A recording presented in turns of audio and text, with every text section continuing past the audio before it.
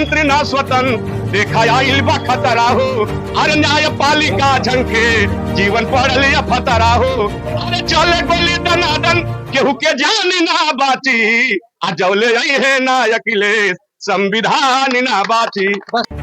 देखिए, पिछले बार SC/ST के लोगों ने भारत बंद करके दिखाया था, साबित किया था कि जो संविधान के साथ छेड़छाड़ करेगा, हम लोग भारत बंद ऐसा करेंगे कि ये संदेश दुनिया के पटल पर जाएगा।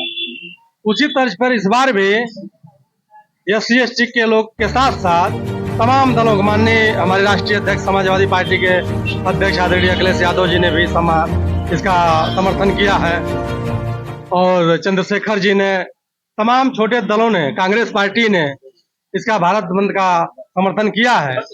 और ये देखने को आपको मिला होगा दोहरी घाट से लेकर मऊ तक, जहां हम लोग गए वहां इसका सार्थक परिणाम था और लोगों ने रोड पे आया, अपनी मांगों को लोगों ने रखा और इसका ज्ञापन भी हर तहसील के मुख्यालयों पे जनता के द्वारा इसका ज्ञापन SDM साहब को दिया गया। और ये संदेश देने का काम किया समाज के लोगों ने कि भाई हमारे संविधान के साथ अगर कोई छेड़छाड़ करेगा तो उसको ईंट से ईंट बजाने का काम होगा। मोदी जी ने तो कहा कि क्रीमी लेयर लागू नहीं करेंगे, फिर ऐसा विरोध क्यों? भारतीय जनता पार्टी के लोग जो कहते हैं वो करते नहीं, ये हमको और आपको भी मालूम है, तमाम दलों के लोगों को भी मालूम है, जनता को भी ये मालूम हो चुका है।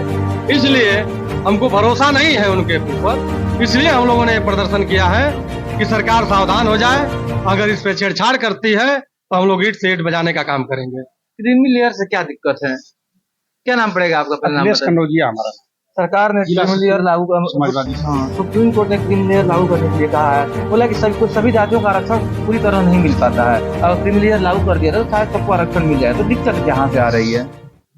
देखिए, ऐसा है जब श्रेणी बटी है, ऐसा तो है नहीं कि हम थोड़ा क्रीमी लेयर में आ गए तो हमारी श्रेणी बदल जाएगी। क्या यह संभव है? हम अगर नौकरी कहीं पा गए तो हमारी श्रेणी तो बदली नहीं, हम तो रहेंगे उसी। सरकार ने 3 भागों में बांटा, दलित, अति दलित, महादलित, समाज को बांटने का काम, वो आरक्षण को नहीं बांट रहे हैं, वो समाज को बांटने का काम कर रहे हैं कि समाज गुमराह हो, और ये लोग अपनी राजनीतिक रोटी सेकने के लिए इस तरह का काम कर रहे हैं। सिर्फ राजनीतिक रोटी है और कुछ नहीं। जब हम दलित हैं और दलित को आरक्षण, चाहे पिछड़े को आरक्षण की व्यवस्था है, तो फिर उसमें क्रीमी लेयर चाहे कटघरी बांटने की क्या जरूरत? आरोप लगता है कि आरक्षण एक ही जाति के लोग ले लेते हैं, इसमें बांटना जरूरी है। नहीं, ऐसा नहीं। ऐसे कहा जाता है कि कहीं न कहीं एक ही जाति का, ऐसा ना हो जाए कि एक ही जाति के लोग आरक्षण ले ले, बाकी जातियां अटूटी रह जाए। ऐसा नहीं। जितने लोग परीक्षाएं होती हैं, परीक्षाओं को बीट करते हैं, सारे, चाहे किसी जाति का हो, दलित का, 66 जातियां, सारी जातियां कहीं न कहीं नौकरी में गई हैं। ऐसा तो है नहीं कि सिर्फ एक ही जाति के लोग उसका लाभ लिए हैं। चाहे धोबी रहा हो, खटीक रहा हो, पासी रहा हो, दुसाद रहा हो, तमाम जातियां, यहाँ तक कि मुसहर जाति के लोगों ने भी, हमारे यहाँ के IAS मेसराम साहब रहे।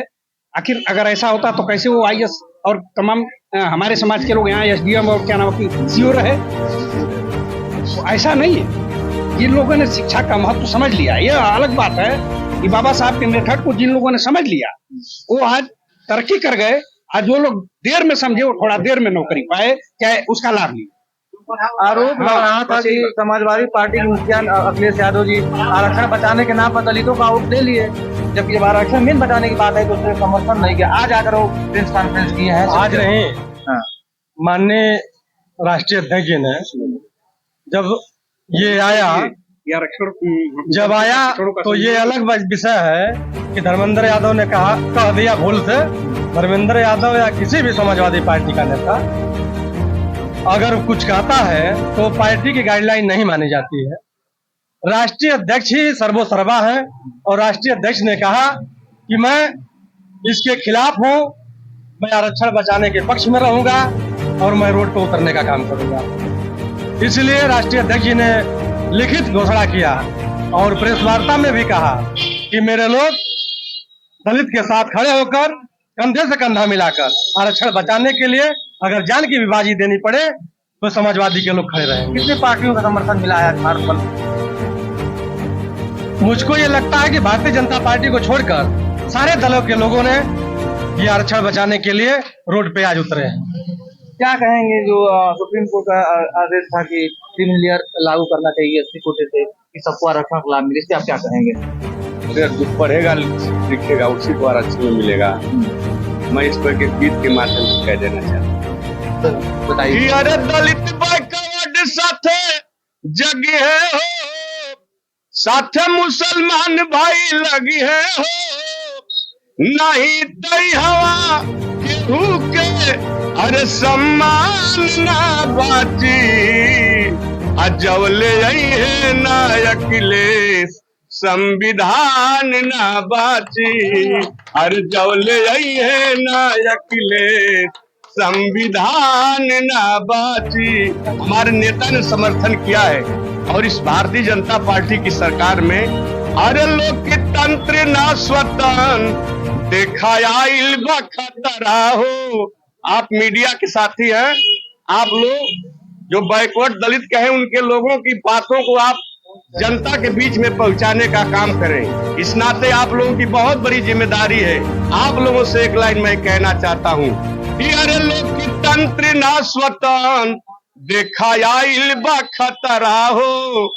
पूरे देश में जब से भारतीय जनता पार्टी की सरकार बनी है तो सारे जातियों को लड़ाना चाहती है, भाई से भाई को बांटना चाहती है ये भारतीय जनता पार्टी। इस नाते मैं कहना चाहता हूँ कि अरे लोकतंत्र ना स्वतंत्र देखा आइल बा खतरा हो, अरे न्यायपालिका झंखे जीवन पड़ल या फतरा हो, अरे चले गोली दनादन केहू के जान ना बाची, अजवले यही है ना अखिलेश संविधान ना बाची।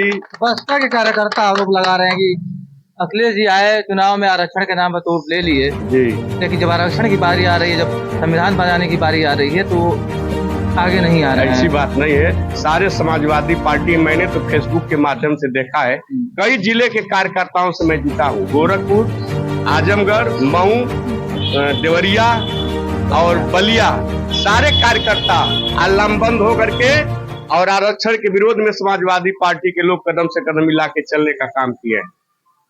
क्रीमी लेयर की बात हो रही है, उधर चंद्रशेखर भी भारत बंद का समर्थन किए थे, आपको जगह भी बातचीत करेंगे। जो क्रीमी लेयर वाला सिस्टम है उस पर आप क्या कहेंगे? क्रीमी लेयर वाला सिस्टम नहीं है, ये सब बीजेपी की चाल है।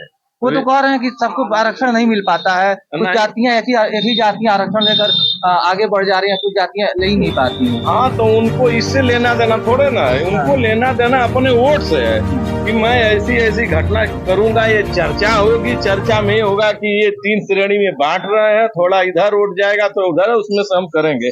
उसमें ऐसा लेना देना नहीं है। जनता में सब बीजेपी का ये सब प्रोगंडा है, वही लोग ये 3-5 कर रहे हैं। इसमें कोई दूसरे से कुछ लेना देना नहीं है, सारे लोग खुश हैं।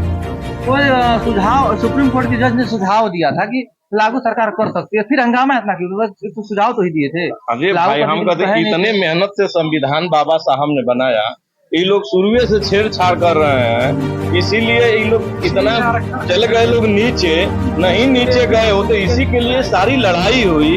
आज उन लोगों की जनता जान गई है स्थिति कि तो और जाते लोग थोड़ा डीएम एसपी जो कर दिए, नहीं तो इनको तो कुर्सियां नहीं शोभा दी होती, लेकिन तो दे दी।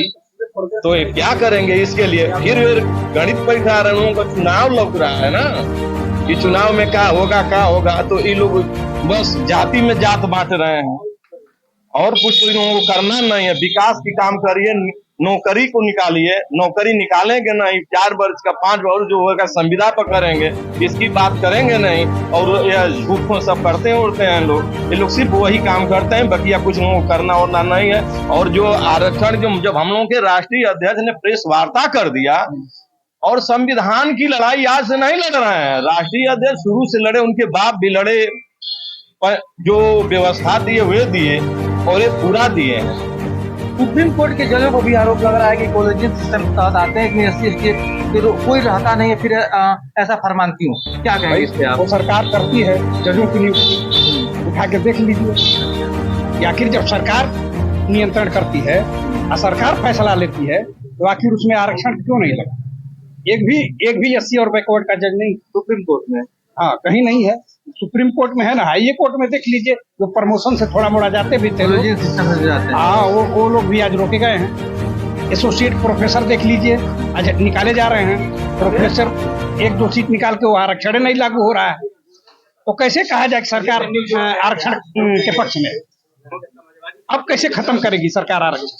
यही तो जरिया है आरक्षण खत्म करने का। 1-2 सीट निकालेगी, वो आरक्षण लागू नहीं होगा।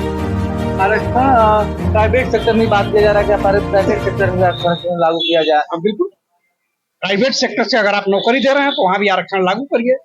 27% पिछड़ों को दीजिए, 22.5% दलितों को दीजिए। यहाँ तक कि मंदिर जितने बने हैं, मंदिरों में भी आरक्षण दे दीजिए।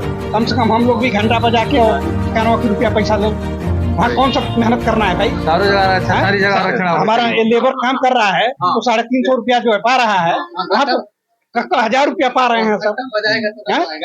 वहाँ कोई मेहनत का काम करना है, वहाँ भी लागू कर दीजिए आरक्षण।